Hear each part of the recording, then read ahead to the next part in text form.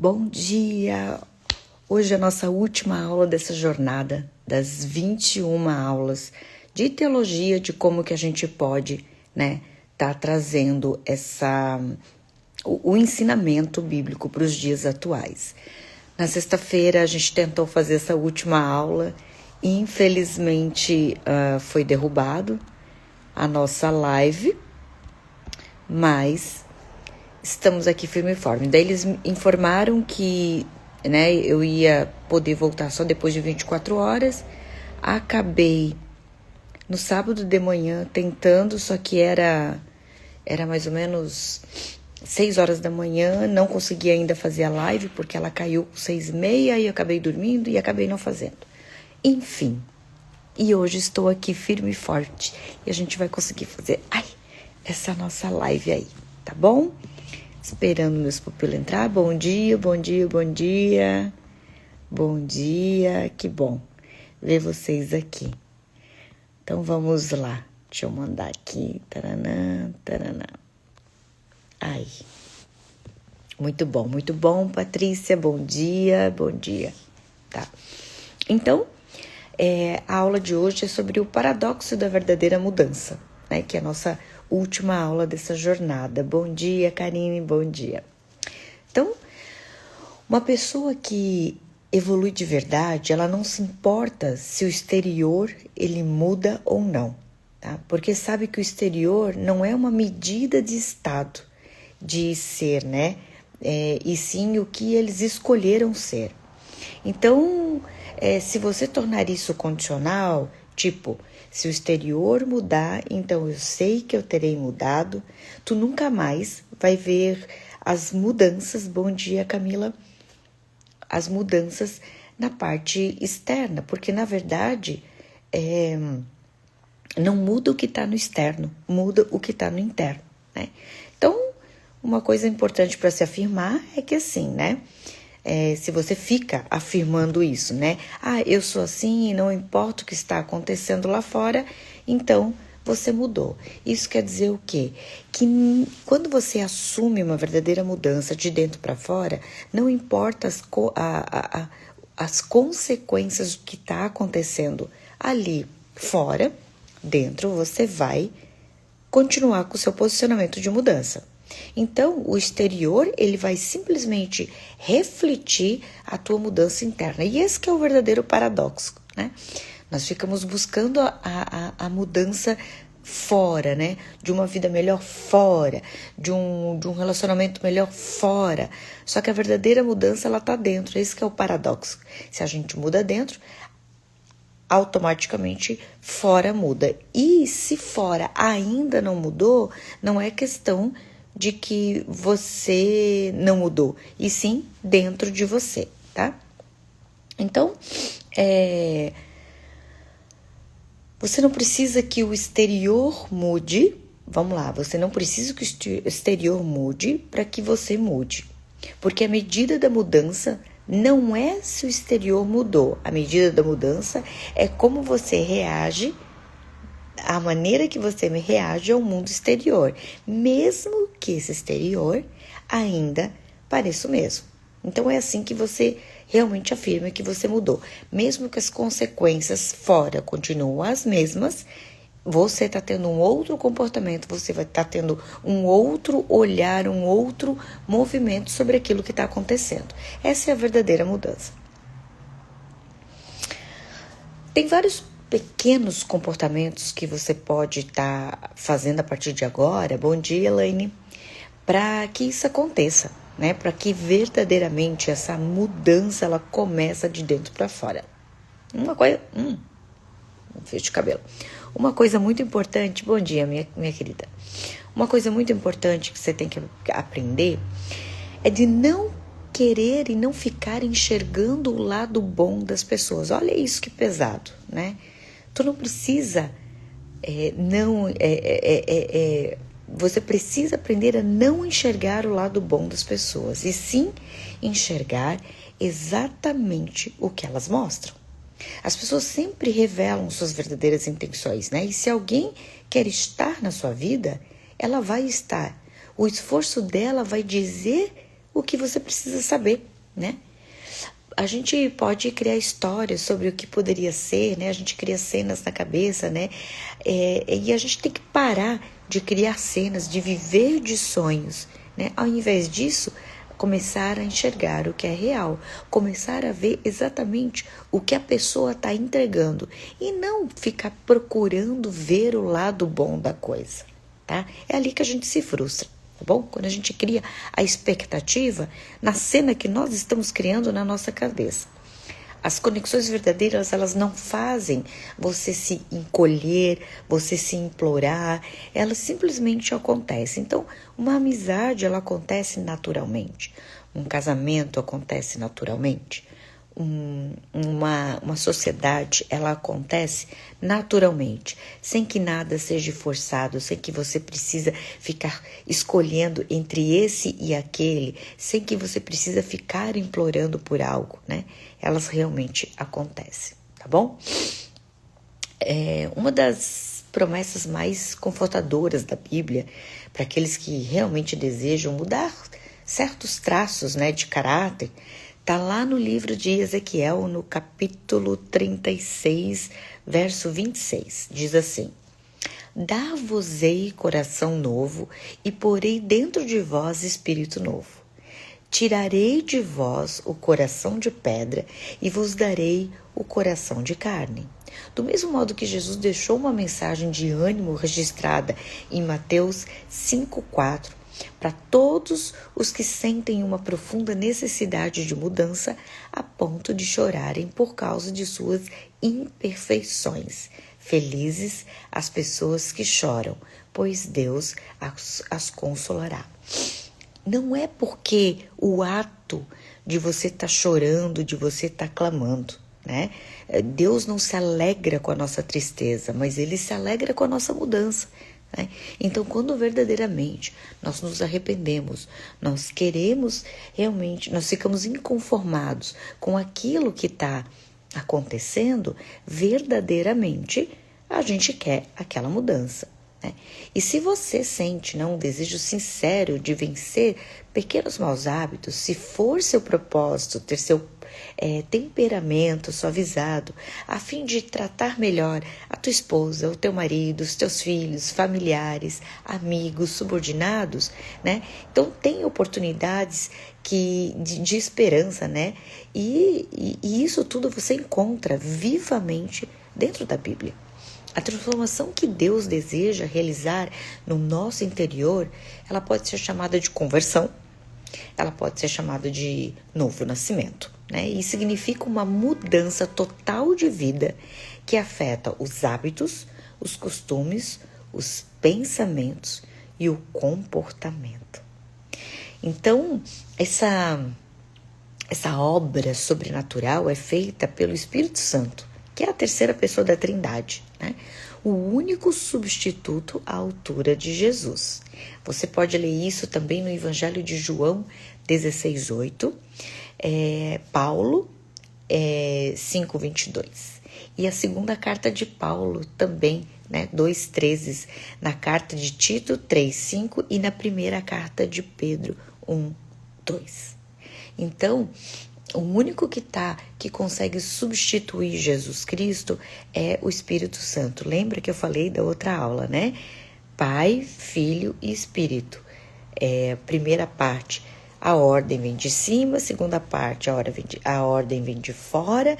E terceira parte, a ordem vem de dentro, que é o Espírito Santo. Tá? Para que tenhamos uma resposta mais completa à pergunta de hoje, que é como que eu faço essa mudança, é fundamental que saibamos que deve nascer um novo e quantos podem ser salvos com esse novo. 2 textos bíblicos irão dar resposta às perguntas, né? O primeiro deles se encontra no Evangelho de João 3, de 3-7.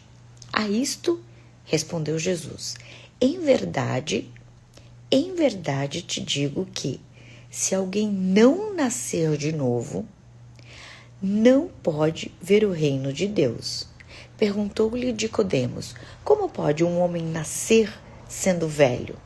Pode, porventura, voltar ao ventre materno e nascer uma segunda vez? Respondeu Jesus: em verdade te digo, quem não nascer da água e do Espírito não pode entrar no reino de Deus. O que é nascido da carne é carne, e o que é nascido do Espírito é do Espírito. Não te admires de eu te dizer, importai-vos nascer de novo. Então, esse nascer que Jesus está falando, nada mais é do que a verdadeira transformação, né? A verdadeira evolução e a verdadeira ativação da tua identidade. A gente nasce da carne, sai do ventre, né? Vai evoluindo, célula, corpo, nananã, né? E quando você chega com o seu corpo completo, o próximo nascer é a tua evolução, é o teu entendimento, é a tua identidade, é o teu verdadeiro Espírito Santo. O segundo texto se encontra em 1 Timóteo 2,4, o qual deseja que todos os homens sejam salvos e cheguem ao pleno conhecimento da verdade. Esses dois textos nos ensinam que todos devem nascer de novo, e que a salvação está disponível a quem quiser. Considerando isso, o que um novo nascimento, né, a conversão, né, ela é essencial para a salvação e que Deus deseja que todos sejam salvos. Podemos concluir sem medo de errar que qualquer um deve mudar a vida. Das muitas transformações que ocorrem no caráter daquele que aceita nascer de novo, e gostaria de destacar 4 delas aqui. Primeira, a pessoa nasce de novo, pratica justiça em pensamentos, palavras e atitudes. 1 João 2,29. Se sabeis que ele é justo, reconhecei também que todo aquele que pratica justiça é nascido dele. Aí nós temos também 1 João 3,9. A pessoa que nasce de novo não faz do pecado um estilo de vida. Todo aquele que é nascido de Deus não vive na prática de pecado, pois o que permanece nele é a divina semente. Ora, esse não pode viver de pecando, porque é nascido de Deus. Então, como nós somos falhos e nós nascemos do pecado, a nossa tendência todos os dias é pecaminosa. Então, todos os dias eu ativo o meu espírito em Cristo, para que durante o meu dia, durante aquelas minhas próximas 24 horas, que é o meu estado presente, eu vivo conforme a vontade de Deus. A pessoa que nasce de novo consegue amar mais o próximo, apesar dos seus defeitos. Aprende a direcionar sua ira para o problema e não para o seu ofensor. Amados, amamenos uns aos outros, porque o amor procede de Deus e todo aquele que ama é nascido de Deus e conhece a Deus. 1 João 4,7. Vocês estão entendendo que a misericórdia de Deus, o nascer de novo, não é apenas você ter uma vida perfeita, mas sim enxergar que o outro tem o defeito dele e amá-lo por inteiro? Ajudar o outro por inteiro? A pessoa que nasce de novo, ela adquire fé e uma personalidade perseverante para superar e vencer cada dia as dificuldades da vida. Eu vou repetir. A pessoa que se converte e adquire fé é uma personalidade perseverante, ou seja, continua ativo na sua fé, supera e vence cada dia as dificuldades da vida. Em nenhum momento está se dizendo que não vai ter dificuldade. Todo mundo vai ter dificuldade.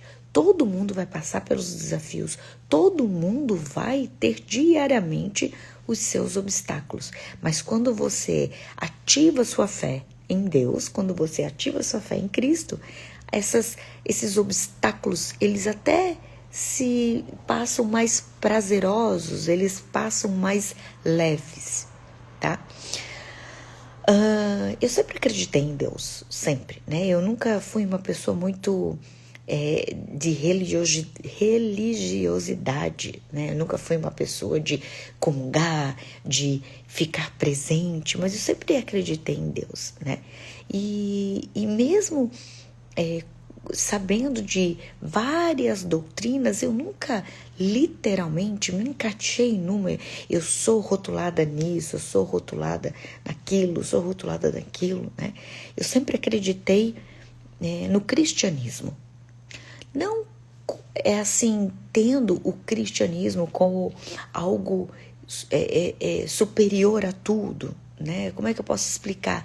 Mas se a gente for estudar a história de Jesus Cristo e a história, né, do Pai, do Filho, do Espírito, tudo tem uma ligação, tá tudo linkado, né?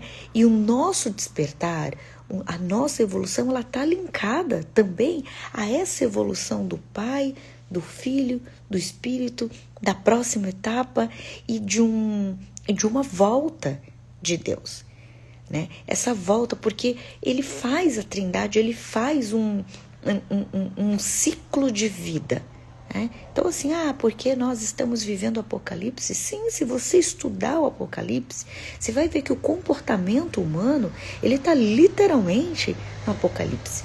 Ele está literalmente naquela libertinagem.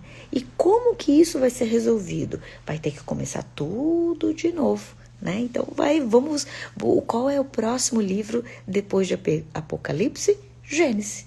E aí a gente começa tudo de novo. Bom dia, Sandra, bom dia. Então, a Bíblia ela fala de alguns movimentos ali, né? O arrependimento e a confissão, né? A Bíblia ela ensina que a mudança ela começa com o reconhecimento dos seus pecados, dos seus erros e o arrependimento genuíno. O que é o arrependimento genuíno, né? Não é aquele que você é pego no flagra. Então você faz um ato, você é pego naquele ato e você olha para a pessoa e diz, nossa, me desculpa, eu estou super arrependida. Não, você não está arrependido, você foi simplesmente pego com a boca na boticha, como a gente diz aqui, né? O verdadeiro arrependimento é aquele que vem de dentro, é aquele que você fez o erro, ninguém soube daquilo, mas aquilo te incomodou. E aquilo te mata por dentro, e aquilo te deixa mal todos os dias. E aí sim, você verdadeiramente se perdoa. Como está sem áudio? Gente, mais alguém não está ouvindo? Estão me falando aqui que estamos sem áudio. Por favor, alguém me sinaliza aqui que eu recebi uma reclamação que estamos sem áudio. Nath, Elaine, vocês só me sinalizam aqui, meninas, se está sem áudio, por favor? Normal, obrigada, Camila. Sandra, é com você, tá? Tá bom. Alguém escreve para mim ali, porque é a Sandra que está sem áudio, por gentileza? Obrigada. Então, o arrependimento, ele não é algo carnal, ele é algo espiritual, né? Claro que se você comete algum erro, né? Isso, sair, entra novamente, isso aí, Nath. Algum erro, você se arrepende genuinamente e sente aquela vontade de falar com a pessoa, né? E conversar com ela, tudo bem, faz parte do jogo. Agora, o arrependimento não é aquele onde você se sente somente constrangido àquela pessoa. O arrependimento é aquele com o seu comportamento, tá? E aí tem a renovação da mente, né? A transformação da mente, ela é mudança de mentalidade, ela é crucial para mudança duradoura. Não adianta se arrepender, pedir perdão, pedir desculpa e no próximo na próxima oportunidade fazer a mesma coisa. Quando Maria Madalena chegou nos pés de Jesus Cristo e se arrependeu do ato dela, ele falou uma frase simples e objetiva: levantes, vá e não peques mais. Não adianta você ficar pedindo desculpa, não adianta você ficar pedindo perdão e ficar o tempo todo cometendo os mesmos erros. Isso é de uma falácia e de uma ignorância muito grande espiritual, porque a verdadeira mudança ela não está em você se arrepender, ela está nos seus próximos movimentos.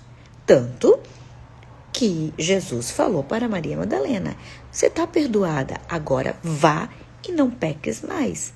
Ou seja, está ali a teu verdadeiro arrependimento, tá? No teu próximo comportamento, no teu comportamento novo. A vida nova em Cristo, né? Então, a mudança verdadeira, ela está ligada à fé em Jesus Cristo e à adoção de uma nova identidade como filho de Deus.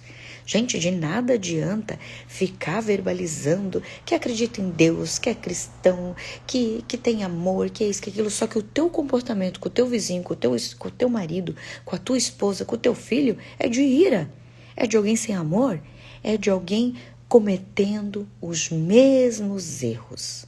Posso te dizer? Você não está em Jesus, não. Você não está em Cristo, não. Você ainda está do outro lado do muro. Quando você recorre a Jesus, quando você recorre a Deus, chora, se arrepende, se enche de Espírito Santo e o teu próximo comportamento é o mesmo, você ainda berra, você ainda peca, você ainda vai para o mundão, me desculpe dizer, você está sendo hipócrita. Essa é a palavra. Você está sendo hipócrita, porque você está fazendo a mesma coisa, tendo o mesmo comportamento daquele lado de lá do muro. E quando você resolve passar para o outro lado do muro, acho que vocês estão entendendo a minha metáfora aqui, não dá para você ficar brincando, pula um muro para cá, pula um muro para cá, pula um muro para cá, porque é exatamente isso que o diabo quer. Sabia? O diabo não quer quem está só do lado de cá. O diabo não quer que você saia da igreja. Ele quer que você continue pecando dentro da igreja. Olha isso. O diabo não quer que você saia e fique no mundão. O diabo quer que você fique ali na igreja, que você fique ali dentro daquele casamento tóxico. O diabo não quer que você se separe. O diabo, ele quer que você fique no seu casamento, naquela vida medíocre, naquela vida escassa. É isso que ele quer. Então, toda vez que você se arrepende de algo, você diz para você mesmo que você quer resgatar algo, mas continua com os mesmos movimentos, você está entregue ao demônio. Porque o demônio não quer que você se separe, porque o demônio não quer que você deixe de beber, deixe de ir às festas. Ele quer que você continue levando nesses lugares a tua ira, o teu ódio, o teu mau humor, o teu egoísmo, a tua inveja, o teu ciúme. Exatamente, a Nath colocou aqui, ó. Quando somos cristãos, não tem a possibilidade de ser morno. Ou somos quentes ou somos frios. Exatamente, mas sabe o que é pior? O morno, quando a gente fala da coisa ruim, de diabo, de capeta, sei lá como tu quer falar, ele não quer a gente frio, ele quer a gente morno. Ele quer a gente o tempo todo pulando o muro de cá para cá, de cá para lá, de cá para cá, de cá para lá. Quem tá lá com ele não faz mais sentido para ele.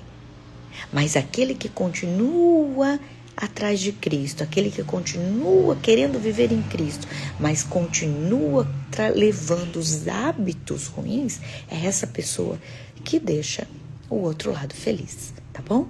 Então, abandonar o velho homem, né? A Bíblia nos chama a abandonar os antigos padrões de comportamentos e desejos como o velho homem corrompido pelas paixões enganosas.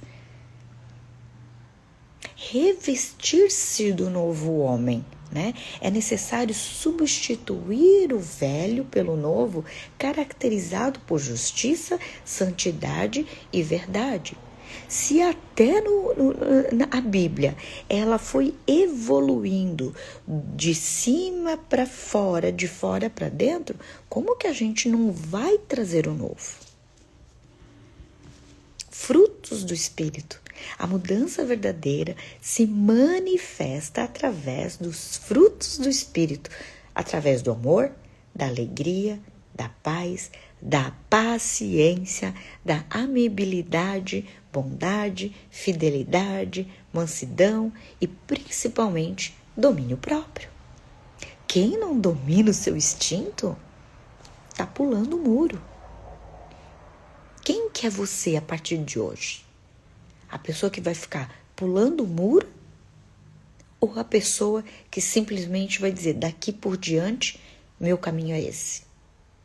Jesus já disse, né? Eu sou o caminho, a verdade e a vida. E independente se você acredita ou não acredita, se você é ateu, se você é da ciência, não importa. O fato é que o caminho da verdade e da vida é através de Jesus, você querendo ou não.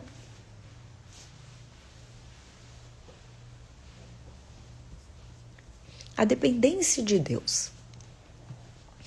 A mudança. E eu quero que vocês, até se vocês puderem anotar isso, que é um insight muito forte. A mudança verdadeira não é um esforço isolado, mas é um processo que requer a ajuda e a graça de Deus, buscando Ele todos os dias.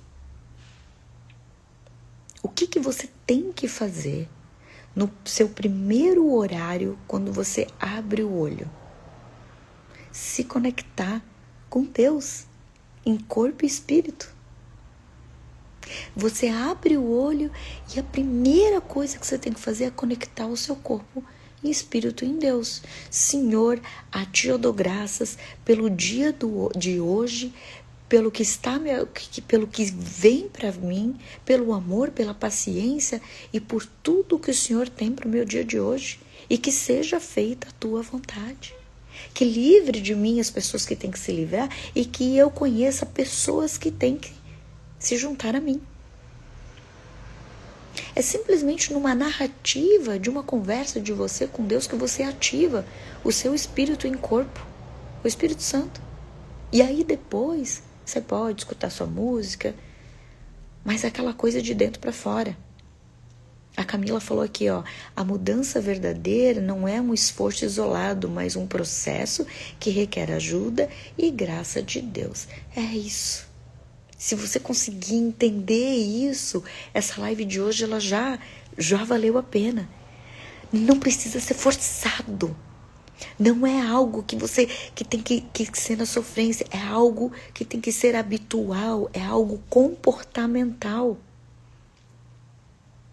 Qual é o seu próximo comportamento que alegra o Senhor? Quando me vejo em algumas situações, tipo de ira, de raiva, de inveja, né? Às vezes a gente tá ali olhando assim, porra, essa pessoa sabe muito menos do que eu, olha onde é que ela já tá. Bate aquela ira, aquela decepção com você mesmo, né? E aí a primeira pergunta que eu faço para mim é, o que Jesus faria no meu lugar? Eu penso, cara, ele ia se alegrar que essa pessoa tá conseguindo, ele ia torcer por essa pessoa e ele ia procurar o que essa pessoa fez que eu possa aprender com ela para eu fazer também. Quando você olha para alguém que está vivendo a vida que você deseja, profissional, familiar, a pergunta que você tem que fazer é como que ela conseguiu, o que ela aprendeu que eu tenho que aprender. Essa é a pergunta verdadeira. É tirar o julgamento e colocar o que eu tenho que aprender com ela, que ela conseguiu chegar lá e eu ainda não. Então, esse novo olhar, esse comportamento que é aquela pulada de muro que vai fazer tu permanecer do lado de cá. Porque quando você julga, você pula de novo para cá. Aí você se alimenta da coisa ruim. Aí você pula o muro pro lado de cá. Aí você traz toda aquela coisa ruim pro lado de cá. Eu quero que nessa live de hoje, vocês imaginem um muro, imaginem uma coisa, um estado de vida do lado de cá e um estado de vida do lado de cá. E aqui está Jesus, o caminho, a verdade e a vida. E você está em cima do muro. Para onde você vai pular? Para cá ou para cá? Para onde você vai ficar pulando? Pensa nisso. A hora que você conseguir visualizar isso e entender todo o seu próximo comportamento a partir de hoje, você vai fechar o olho e vai lembrar, eu estou em cima do muro. Para qual lado que eu vou pular? Tá bom? Um beijo grande. Foi uma honra para mim fazer essa jornada dos 21 dias com vocês aqui. Eu quero parabenizar todos os meus alunos que piamente estavam aqui comigo nesses 21 dias, entre trancos e barrancos, entre dificuldades que a gente teve, entre falhas que aconteceram, mas a gente se manteve aqui do nosso jeito torto, do nosso jeito humano, mas com toda aquela vontade de realmente fazer acontecer. Eu posso afirmar para vocês que Deus, Ele tem orgulho de pessoas que nem nós, que por mais que a gente tem nossos defeitos, tem as nossas dificuldades, diariamente a gente está em busca. E resiliência não é você fazer o tempo todo a mesma coisa, mas resiliência é você ter o dom de se desviar e conseguir voltar para onde tem que voltar, tá bom?